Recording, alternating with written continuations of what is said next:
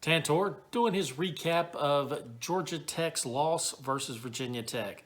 It's Virginia Tech 26, Georgia Tech 17. More of the same. I called this one months ago at the beginning of the season after I saw Georgia Tech play. I knew we weren't going to get it, so I actually took Virginia Tech and the points, came out of it with a little bit of cash. But Virginia Tech basically dominated this game. They did whatever they wanted, whenever they wanted. Same thing Pittsburgh did to us, only mostly Virginia Tech was on the ground until they decided they wanted to throw to a couple wide receivers wide open on the outside, and they were able to easily complete that. Virginia Tech had 329 yards on offense, which led to the real surprise of the game. Georgia Tech made an in-game adjustment. First one of the season. Yes, first in-game adjustment of the season happened in the second half against Virginia Tech in week 7. And it didn't work.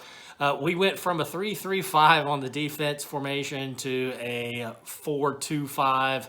And we took out a linebacker, put in an extra defensive lineman to try to slow down Virginia Tech's rushing attack. It didn't work.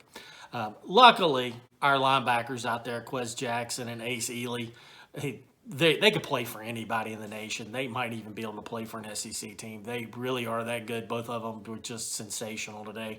But when they have to fend off offensive guards and tackles and beat that block, then hit the ball carrier, sometimes those tackles are 4 and 5 yards down the field. And unfortunately, that was the case today.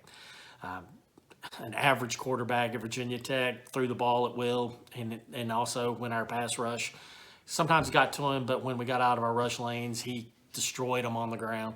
So it was basically Virginia Tech doing whatever they wanted.